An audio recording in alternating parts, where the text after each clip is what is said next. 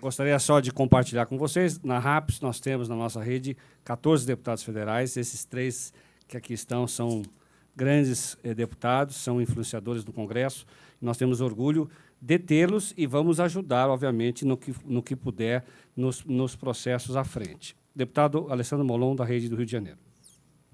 Obrigado, Marcos. Eu quero cumprimentá-lo e a você e ao Sérgio, agradecer o convite para o evento, cumprimentar o presidente Fernando Henrique e o Guilherme, agradecer a oportunidade também de participar desse debate, cumprimentar os professores, Brunos, né, foi excelente a apresentação de ambos, cumprimentar o Pestana e o Tadeu, que são 2 parlamentares sem nenhum favor, excelentes, é um prazer conviver com eles, e mesmo quando discordamos, e concordamos muitas vezes muito mais do que se imagina, né, é bom a gente discordar de gente inteligente, honesta, capacitada, né? Isso melhora a qualidade do debate e ajuda o país a fazer leis melhores. Então, mesmo nas eventuais divergências, é muito bom sempre estar com eles. Eu quero agradecer a oportunidade de estar aqui novamente, cumprimentar a todas e a todos aqui pela presença, agradecer pela oportunidade de me dirigir às senhoras e aos senhores.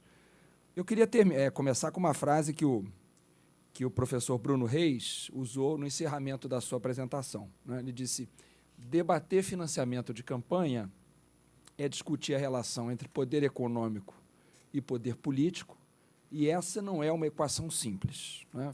Mais ou menos essa a sua frase. E eu quero partir daí, acho que é exatamente esse o ponto que deve merecer a nossa reflexão. Qual é o tipo de financiamento e para que é que nós queremos esse financiamento, né? O Supremo Tribunal Federal, quando entendeu que o financiamento por pessoas jurídicas é inconstitucional, o julgamento, ele partiu do princípio de que o peso do poder econômico acabava, de alguma maneira, subtraindo o peso das pessoas físicas, né? Partindo basicamente da tese de que, se pessoa jurídica não vota, ela não deve também ela não deve ter o poder de determinar o resultado do jogo. E essa, acho que é a primeira pergunta que a gente deve se fazer. Assim. A gente quer, qual é o peso que a gente quer que as pessoas jurídicas tenham numa democracia, na democracia que a gente quer construir para o Brasil, né? Ouvindo a menção às eleições de Obama, por exemplo, né, esse é tenho isso como referência. Esse é o tipo de financiamento que eu gostaria de ver no meu país.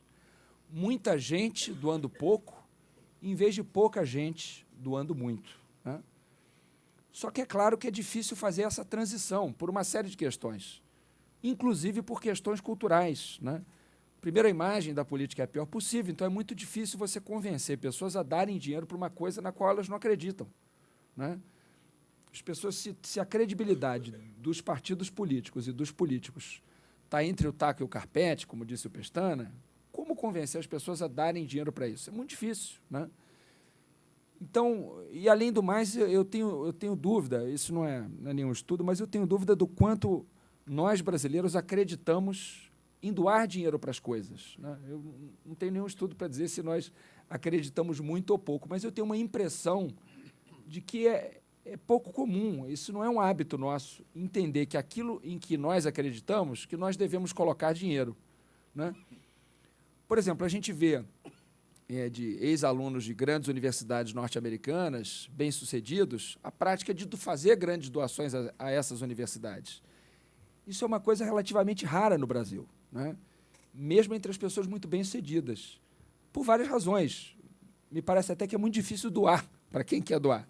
Essa é uma das razões, mas não apenas por isso, né? Quer dizer, essa ideia de devolver para a sociedade alguma coisa que se recebeu dela, porque ninguém se torna muito bem-sucedido sem que a sociedade, de alguma forma, tenha contribuído para aquilo, né? Hoje em dia, a gente sabe que até os grandes cientistas eles sempre criam a partir de alguma coisa. Então, todos nós somos devedores, em alguma medida, do ambiente em que a gente nasce.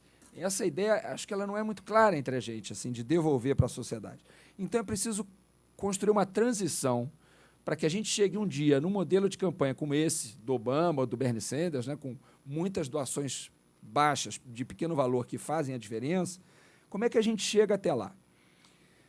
Para falar disso, eu queria falar um pouco do sistema eleitoral, porque não há como falar de financiamento de campanha sem pensar no sistema, né? E eu acho que o Pestana tem razão. Assim, a gente se aproxima de um jogo de soma zero. Eu acho que a tendência é que o Congresso não aprove praticamente nada em termos de reforma política, salvo a PEC 282, que é essa que estabelece cláusula de desempenho e proibição de coligação nas eleições proporcionais. Eu vou falar disso mais à frente. Mas, quanto à mudança de sistema, eu acho que a tendência é não se produzir nenhuma mudança. Por quê? Porque qualquer novo sistema tem mais opositores do que apoiadores. Não é que as pessoas gostem do atual sistema, é que, como são várias hipóteses, vamos supor que a cada 150 ou 170 deputados, usando um exemplo muito simplório, prefiram um sistema. Então, eles não conseguem somar 310 votos para nenhum sistema, porque 150 prefere o atual proporcional com lista aberta, outros 150 prefere o distritão, outros 150 prefere o distrital misto, e você não consegue conjugar dois grupos desses para se tentar uma saída transitória. Essa solução está sendo tentada pelo Pestana e por outros, que é essa história do distritão como pedágio para o distrital misto. Eu quero dizer que eu não tenho nenhuma dúvida das melhores intenções do Pestana de fazer, de fato, disso um pedágio. Eu tenho dúvida de algumas das companhias dessa empreitada, porque eu acho que correm o risco de gostar demais do pedágio, né? Quer dizer, isso é um problema, porque o próximo Congresso, a próxima legislatura, eleita pelo sistema distritão, tem grande chance de achar que esse é um ótimo sistema, porque, afinal de contas, elegeu as melhores pessoas possíveis, eles, né? Quer dizer, que vão estar lá. Então, por que mudar um sistema desse e tentar um distrital misto? Vamos ficar nisso aqui. Esse é que eu acho que é o risco dessa empreitada, por mais que eu entenda que, diante da dificuldade de se avançar por um sistema como o distrital misto, que é um sistema respeitável, pode-se gostar ou não dele, mas que faz sentido, que funciona em muitos países, seja o preço a pagar. O risco é a gente ficar só no preço a pagar. E a gente ficar numa eleição de celebridades e caminhar para 513 partidos, né? Quer dizer, em vez de 27, ou 26, ou 28, ter 513 pessoas que vão, no fundo, negociar com o governo apoio a determinados projetos ou não, né? O que eu acho que talvez torne a governabilidade ainda mais caótica, né? Quer dizer, o sistema ainda mais caótico, né? Então, o meu medo é se pensar em dar os anéis para ficar com os dedos e perder os anéis e os dedos, né? Porque uma boa parte dos que estão pensando no sistema acho que está mais por aí, né? A lista fechada, eu tenho muita preocupação com essa proposta pelo que eu conheço dos partidos no Brasil, né? E tem partidos muito ruins no Brasil, assim. E com todos eles em geral, quer dizer, eu diria com raríssimas exceções, com alguma chance de algumas coisas darem certo, em algumas partes de alguns partidos, assim, o sistema é muito ruim. Então, entregar isso para uma burocracia partidária escolher a ordem da lista, eu temo não só pelo preço da primeira posição na lista, porque isso vai ocorrer, mas também pelos mecanismos que vão ter que ser adotados para se disputar isso, se não for desonestamente. Então, assim, filiação em massa, transporte de eleitor para votar no dia da convenção, e assim por diante. Quer dizer, então, eu acho que tirar essa escolha do eleitor, eu acho que pode não ser uma boa solução com os partidos que a gente tem. Então, a gente teria que fazer uma reforma partidária, preceder essa eventual reforma para uma lista fechada. De forma que eu acho que talvez a solução mais prática e não aplicável para essa eleição, evidentemente, seria a adoção da lista aberta em distritos menores, que eu acho que essa é uma boa solução e possível, não é? Mais ao alcance de todos nós, como essa sugerida pelo Pestana, de 10 distritos em São Paulo e 7 no Rio, alguma coisa assim, né? Quer dizer, em que se elegeriam 10 parlamentares, ou 6, ou 7, ou 5, por semidistritos, né? Na verdade, todos são distritos, mas distritos menores do que os atuais. Eu acho que essa pode ser uma possível aposta. A gente pode fazer isso e tentar caminhar por aí. O que a gente não pode permitir é que o parlamento tente uma anti-reforma. Quer dizer, não é isso que move nenhum dos que estão aqui, mas é um pouco que move uma parte do parlamento. Quer dizer, há uma espécie de instinto de sobrevivência e do parlamento tentar sobreviver como existe, dificultando a renovação, já que a credibilidade é baixíssima. Então, acho que uma parte que aposta no distritão como solução, não como pedágio, está tentando fazer isso, uma espécie de anti-reforma. E a gente tem que pensar no contrário, quer dizer, como é que a gente quer facilitar ou aperfeiçoar o sistema de recrutamento, de seleção de pessoas que vão para a vida pública, né? Acho que, no fundo, é para isso que deve servir uma reforma política. Aumentar a responsividade ao eleitor, né? O eleitor poder cobrar do eleito, né? Ter mais controle do que ele faz e tornar o sistema mais representativo, né? O parlamento ele não é uma representação, digamos assim, razoável da sociedade brasileira, né? Ele me lembra muito aqueles espelhos de parque de diversão, em que a pessoa se olha, ela está mais gorda ou mais magra, mais alta ou mais baixa. Então, ele reflete a sociedade, mas de forma muito distorcida. Então, acho que é com base nisso que a gente tem que pensar essa reforma. Então, do ponto de vista de sistema eleitoral, eu manteria o atual sistema com a aprovação da PEC, da PEC 282, da relatoria da Sheridan, quer dizer, proibindo coligação nas eleições proporcionais, ainda que, para que isso fosse possível, tivesse que ser aplicado em 20 ou 22, embora o mais razoável seria que fosse aplicado imediatamente, em 18, e adotando uma cláusula de desempenho. A adoção da cláusula de desempenho, eu acho que deveria nos levar a facilitar a criação de partidos no Brasil, porque o problema não é a quantidade de partidos, é o acesso deles ao fundo partidário e ao tempo de TV. Quer dizer, partido tem que deixar de ser negócio, como disse há pouco o Tadeu, né?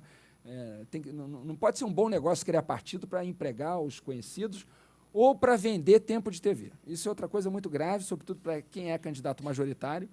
E acho que outra medida ao lado dessa seria permitir coligações nas eleições majoritárias, mas com algum mecanismo que impedisse a venda do tempo de TV. Porque, ao fim e ao cabo, é isso. Quer dizer, os partidos negociam com os candidatos que têm mais chance, a televisão continua sendo muito importante para a eleição de candidaturas majoritárias e os partidos pedem contrapartidas a candidatos majoritários para aumentar o seu tempo de TV e, portanto, a sua chance de serem eleitos. Então, acho que talvez seria importante ter um destaque, né, Pestana, nesse sentido de proibir essa negociação criminosa de tempo de TV, permitindo coligação para a eleição majoritária, mas vedando essa soma de tempos de TV. Eu acho que, ao lado disso, tem outras duas coisas que a gente precisa lembrar, que é, primeiro, a representação feminina, que é inacreditavelmente baixa no Brasil, né? A gente tem 10% de mulheres na Câmara, em alguns estados, em termos de prefeituras, 6%, por exemplo, no Rio Grande do Sul, salvo engano, são 6% de prefeitas, e, evidentemente, assim, esse meio é um meio muito machista e a barreira de entrada para as mulheres é muito alta. Essa história de reservar 30% de vagas para candidaturas femininas não resolve. O que houve foi uma grande busca de candidaturas laranjas. Salvo engano, na última eleição, 16 mil candidatas mulheres não tiveram nenhum voto, nem o seu próprio, o que mostra que... O que mostra... Não, evidentemente que não é isso. O que mostra que são candidaturas selecionadas para apenas atingir a exigência de forma fraudulenta. É uma fraude, e isso é muito ruim, porque, no fundo, as mulheres ou não entram no jogo, ou, quando entram no jogo, entram sabendo que não tem chance de ganhar. Então, eu acho que nós poderíamos adotar duas soluções para isso. Seja a reserva de vagas no parlamento, eu já pensei sobre todos os pontos de vista, eu não vejo nenhuma inconstitucionalidade disso, em se reservar vagas mesmo, 15% das vagas, depois 20%, depois 25%. Tem uma proposta que está sendo discutida que é 10%, 12%, 16%. É muito baixo ainda. E talvez nem esse tão baixo seja possível aprovar, mas acho que já seria um bom começo. E outra solução seria criar incentivos aos partidos para que tivessem candidaturas nas quais apostassem. Então, eu não sei se foi o Bruno que deu esse exemplo no debate do que eu participei, mas um cientista político, eu quero dizer isso para não parecer que a ideia é minha, não é minha, mas eu achei ótima ideia, incentivar, através do fundo partidário, candidaturas femininas que tenham chance de ganhar. Ou seja, em vez de cada voto para cada voto para um homem vale R$1 no fundo partidário, então cada voto em uma candidata mulher vale em R$2 no fundo partidário. Né? Ou seja, o partido que de fato tiver candidaturas e nas quais ele apostar, ele vai ter uma fatia proporcionalmente maior do fundo partidário, em alguma medida qualquer que se avalie. Quer dizer, criar incentivos adequados para estimular o aumento da representação feminina e depois discutir outras representações também, que também são vergonhosamente baixas, não apenas de minorias, mas de maiorias sociais, mas do ponto de vista político e econômico, minorias, como são os negros afrodescendentes, que também são extremamente subrepresentados num país que é majoritariamente composto por negros e afrodescendentes. Não há como não pensar nisso. Isso tem que ser pensado e tem que ser enfrentado por uma questão de justiça. Com relação ao financiamento, propriamente dito, ao fundo, eu acho que seria muito importante pensar em duas frentes, né? Primeiro, assim, o país está vivendo uma crise fiscal muito grave e é muito ruim nesse momento, né, em que está faltando, e aqui sem qualquer demagogia, falando honestamente, está faltando remédio de hospital, quer dizer, o país não está dando conta do básico. Você dizer que vai tirar uma quantia enorme disso, né? É claro que a gente sabe que tudo custa dinheiro, eu sei disso, não quero mas é um momento especialmente delicado para você dizer, olha, a gente está tirando dinheiro de onde já não tem para dar para os políticos. Claro que a gente sabe que não é exatamente isso, é dar para a democracia. Bom, mas a imagem que fica é essa. Então, acho que essa não é uma boa solução nesse momento, salvo se, acho que a ideia do Pestana é boa, dizer assim, nós vamos deixar de gastar nisso aqui, na propaganda partidária em ano ímpar, por exemplo, né? A proposta, salvo engano, não é nem de propaganda partidária eleitoral, é propaganda partidária mesmo, né, propriamente dita, em ano ímpar ou no primeiro semestre do ano eleitoral, assim por diante. Isso vai representar uma economia aos cofres públicos em isenções e compensações de X milhões de reais, e isso vai ser colocado na campanha, ou seja, não se está tirando um centavo daquilo que já iria para remédios, hospitais e assim por diante. Acho que essa é uma medida honesta e, ao mesmo tempo, respeitosa nesse momento difícil do país, e eu acho que a gente tem que colocar tetos nominais de gastos também. Acho que tem que ter teto de doação para a pessoa física, nominal, não pode ser proporcional, porque não faz sentido ser proporcional, ele tem que ser nominal, a proposta, salvo engano, a última é de 10 salários mínimos, não é? O limite, evidentemente, tem que ser o mesmo para o candidato, quer dizer, se qualquer cidadão, nesse caso não é, mas o correto é que seja, no texto atual não é, mas não há razão para o candidato poder doar mais para si mesmo do que poderia doar para um outro candidato, quer dizer, acaba sendo um incentivo a candidaturas de quem tem mais recursos, não é bom. Eu acho que um teto nominal para todos, inclusive para o autofinanciamento, e colocação de teto de gastos. Tem que ter teto de gastos, inclusive para a campanha de deputado federal, deputado estadual, assim por diante. Alguém aqui talvez dissesse, bom, isso vai estimular um comportamento ilícito de pagamento de despesas por fora.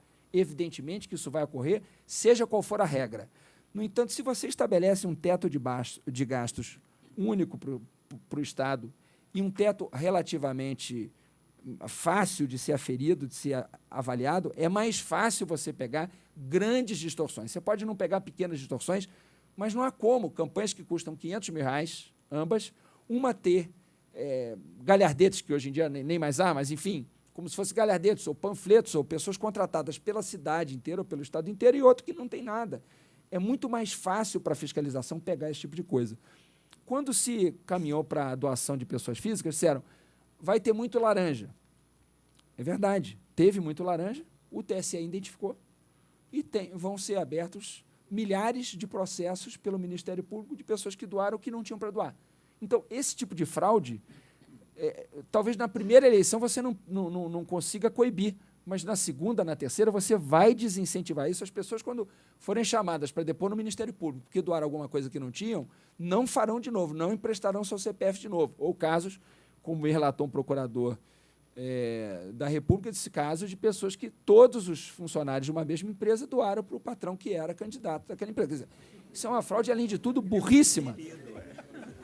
Mas isso é facilmente identificável, quer dizer, isso é uma coisa primária. Então, existiu? Existiu.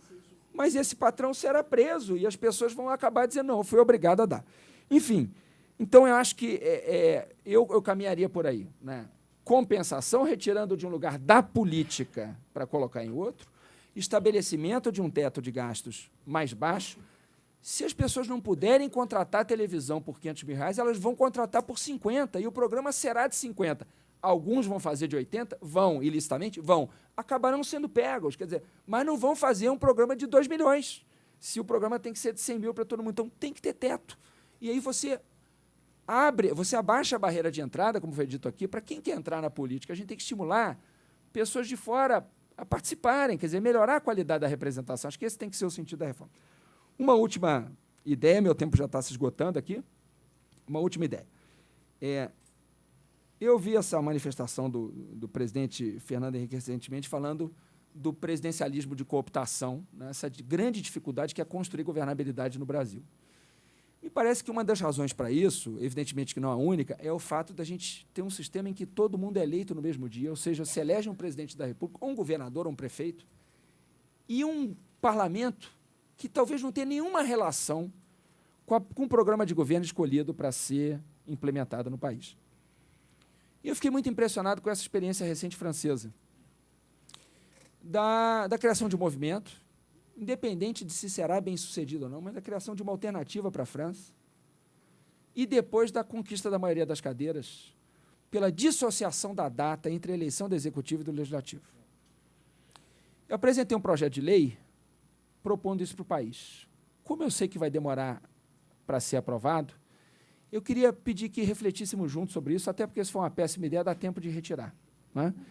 Mas eu quis apresentar esse tema para o debate. Ou seja, será que não faria sentido elegermos, em vez de fazermos eleições todo ano, ou a cada 2 anos, perdão, fazermos eleições a cada 4 ou 5 anos para o Executivo em outubro ou em setembro e para o Legislativo em novembro, em dezembro? E eu acho que isso melhoraria a qualidade da escolha para o Legislativo, porque a qualidade do Legislativo é muito ruim, é muito difícil para quem quer que seja governar com o parlamento que se tem. Então, se escolhe um programa e depois se dá ao chefe do Executivo um parlamento que é o contrário daquilo, e ele que se vire. E, ao se virar, custa muito mais caro do que fazer 2 eleições. Porque fazer 2 eleições, uma eleição a mais, custa 600 milhões, mais ou menos. Isso não é nada perto do que custa, infelizmente, construir governabilidade no país com a distribuição de ministérios a que todos acabam sendo submetidos e chantageados para conseguir ter maioria no parlamento. Então, eu acho que a gente tem que pensar uma saída para isso também. Eu deixo aqui essa sugestão para a gente pensar juntos. Se for uma péssima ideia, por favor, me digam depois, ao final. Muito obrigado.